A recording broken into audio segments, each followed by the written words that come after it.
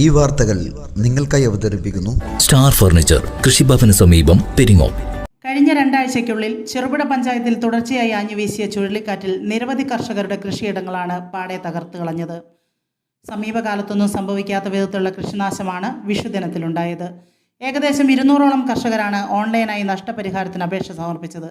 നഷ്ടം സംഭവിച്ച മുഴുവൻ കർഷകരും അപേക്ഷിച്ചിട്ടില്ല എന്നതുകൊണ്ട് തന്നെ യഥാർത്ഥ കണക്ക് ഇനിയും ലഭ്യമായിട്ടില്ല. മിക്ക കൃഷിസ്ഥലങ്ങളും മലമുകളിലായതുകൊണ്ട് കൃഷിയിടം സന്ദർശിച്ച് നാശനഷ്ടത്തോത് കൃത്യമായി കണക്കാക്കാൻ സാധിച്ചിട്ടില്ല. കൃഷിയിടം സന്ദർശിച്ച് നാശനഷ്ടം കണക്കാക്കാൻ പയ്യന്നൂർ കൃഷി അസിസ്റ്റന്റ് ഡയറക്ടർ ഒരു ഉദ്യോഗസ്ഥനെ കൂടി നിയമിച്ചിട്ടുണ്ട്.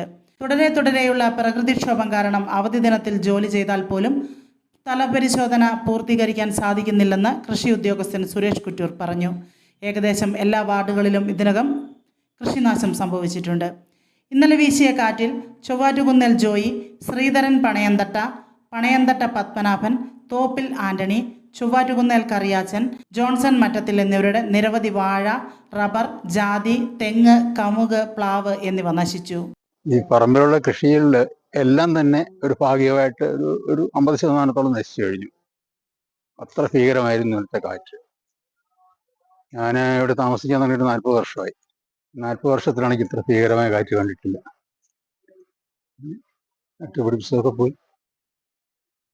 പോയത് ജാതി, കായ്ക്കുന്ന ജാതി, തെങ്ങ് ഒടിഞ്ഞ് വീടിന്റെ മുകളിലേക്കാണ് വീണത്.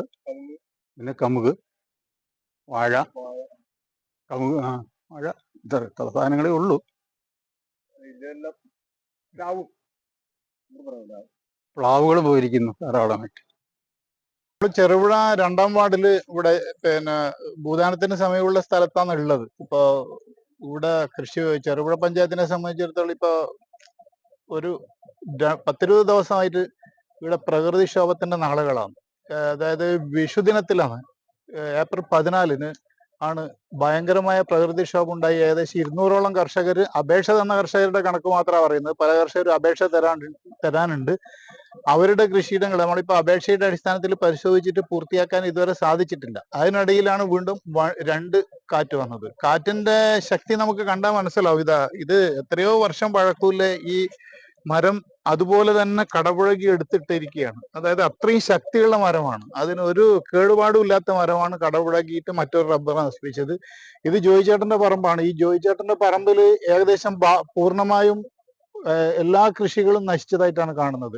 നശിക്കാത്ത ഒരു വിള പോലുമില്ല. ഇപ്പൊ ഈ ജാതി, ഇതെല്ലാം എത്രയോ കാലം വിളവെടുക്കേണ്ട ജാതിയാണ്. നമുക്ക് ഇതിന്റെ ഒന്നും നഷ്ടം കൃത്യമായി കണക്കാക്കാൻ പറ്റില്ല. കാരണം എന്താണെന്ന് വെച്ച് കഴിഞ്ഞാൽ അത്രയും നഷ്ടങ്ങളാണ് ഇവിടെ സംഭവിച്ചിരിക്കുന്നത്.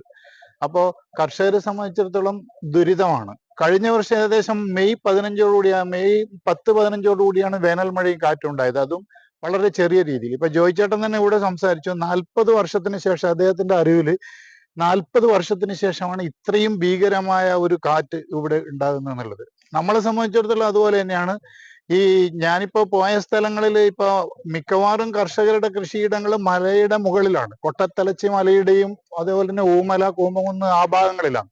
അപ്പൊ ആ ഭാഗങ്ങളിൽ കർഷകര് താമസിക്കുന്നത് താഴെ ഭാഗങ്ങളിലും. പല കർഷകരും കൃഷിയിടങ്ങളിൽ സംഭവിച്ച നാശം തന്നെ ഇതുവരെ മനസ്സിലാക്കിയിട്ടില്ല എന്നുള്ളതാണ് നമുക്ക് കാണാൻ സാധിച്ചത്. കാരണം ഒരു ദിവസം ഞാൻ പോയ സമയത്ത് ആ കൊട്ടത്തലച്ചിയുടെ ആ ഭാഗങ്ങളിൽ ഒരു കൃഷിനാശം സംഭവിച്ച ഉടമസ്ഥനെ വിളിച്ച സമയത്ത് അവർ അറിയുന്നില്ല.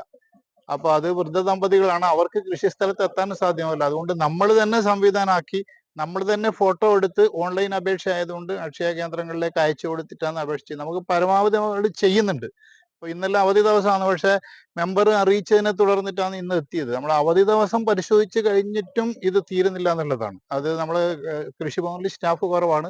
നമ്മൾ അസിസ്റ്റന്റ് ഡയറക്ടറോട് ആവശ്യപ്പെട്ടിട്ട് അസിസ്റ്റന്റ് ഡയറക്ടർ ഒരു സ്റ്റാഫിനെ എക്സ്ട്രാ നമുക്ക് തന്നിട്ട് അവരുടെ പരിശോധനയിൽ പോലും ഇത് മുഴുവൻ നമ്മളെ സമയബന്ധിതമായി തീർക്കാൻ സാധിക്കില്ല. അത്രയും നാശനഷ്ടമാണ് ഈ പ്രദേശത്ത് ഉണ്ടായത് എന്നുള്ളതാണ്. അപ്പോൾ സർക്കാർ കൊടുക്കുന്ന നാശനഷ്ടം എങ്ങനെയെങ്കിലും കർഷകർക്ക് എത്തിക്കുന്നതിന് വേണ്ടി നമുക്ക് ആവുന്ന എല്ലാ സഹായങ്ങളും ചെയ്തു കൊടുക്കുന്നുണ്ട്. പക്ഷെ അതൊന്നും ഇതിന് ഒരു ചെറിയ പരിഹാരം പോലും ആകുന്നില്ല. കർഷകരെ സംബന്ധിച്ചിടത്തോളം അവരെന്നും ദുരിതത്തിൽ തന്നെ എന്നുള്ളതാണ് ഈ അവസരത്തിൽ പറയാനുള്ളത്. നമ്മളിപ്പോ ഈ വീട് കിടക്കുന്ന സമയത്ത് തന്നെ ഇപ്പൊ ജോയിച്ചേട്ടനെ സംബന്ധിച്ചിടത്തോളം ഈ ഒരു കർഷകൻ എന്ന രീതിയിൽ കാണാൻ പറ്റാത്ത കാഴ്ചയാണ് ഇവിടെ കാണുന്നത്. നമ്മുടെ ഇതിന്റെ താഴെ വീണ് കിടക്കുന്ന ഒരുപാട് ജാതിക്കകള്, അത് മൂപ്പത്താത്ത ജാതിക്കകളാണ്, ഒന്നും ചെയ്യാൻ പറ്റാത്തതാണ്. അപ്പൊ അങ്ങനെയുള്ള അതേപോലെ റബ്ബർ ടാപ്പ് ചെയ്തുകൊണ്ടിരിക്കുന്ന ഇനിയും വർഷങ്ങൾ ടാപ്പ് ചെയ്തുകൊണ്ടിരിക്കുന്ന റബ്ബർ മരങ്ങളാണ് കംപ്ലീറ്റ് അടിയിൽ നിന്ന് തന്നെ. അതായത് അത് ചുഴലിക്കാറ്റാണ്, ശക്തമായ ചുഴലിക്കാറ്റാണ്. ആ ചുഴലിക്കാറ്റിൽ അങ്ങനെ തന്നെ മുറിച്ചിട്ടിരിക്കുകയാണ്. എന്ന് പറഞ്ഞു കഴിഞ്ഞാൽ ഒരു കമ്പ് മാത്രമല്ല ഒടിയുന്നത് എന്നുള്ളതാണ്. അത്രയും ദുരന്തമാണ് ഇപ്പോ ഇന്നലെ ഇവിടെ സംഭവിച്ചത് കുറച്ച് കർഷകരെ സംബന്ധിച്ചിടത്തോളം.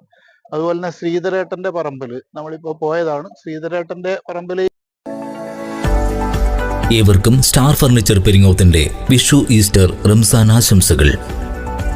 ത്യാഗത്തിന്റെയും സഹനത്തിന്റെയും ഓർമ്മകളിൽ പരിപാവനമായ വ്രതാനുഷ്ഠാനങ്ങളുടെ അകമ്പടിയിൽ കടന്നുവരുന്ന ഈസ്റ്ററും റംസാനുമൊപ്പം കാർഷിക സമൃദ്ധിയുടെ സമ്പൽ സമൃദ്ധമായ വിഷുവിനെയും വരവേൽക്കുന്ന നിങ്ങൾക്കായിതാ സ്റ്റാർ ഫർണിച്ചർ പെരിങ്ങോം വിപുലമായ കളക്ഷനുകളോടെ ഓഫർ കലവറിയുമായി ഒരുങ്ങിക്കഴിഞ്ഞിരിക്കുന്നു.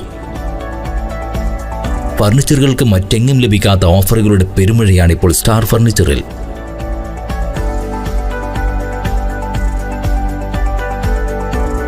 ഫർണിച്ചറുകൾക്ക് ഈസി ലോൺ സൗകര്യം ലഭ്യമാണ്. 10,000 രൂപയ്ക്ക് മുകളിലുള്ള പർച്ചേസുകൾക്ക് ഫ്രീ ഹോം ഡെലിവറി സൗകര്യം. എല്ലാ ഞായറാഴ്ചകളിലും അവധി ദിനങ്ങളിലും തുറന്ന് പ്രവർത്തിക്കുന്നു. സ്റ്റാർ ഫർണിച്ചർ, കൃഷിഭവന് സമീപം, പെരിങ്ങോം. കൂടുതൽ വിവരങ്ങൾക്ക് വിളിക്കൂ 9847274367 9074710967.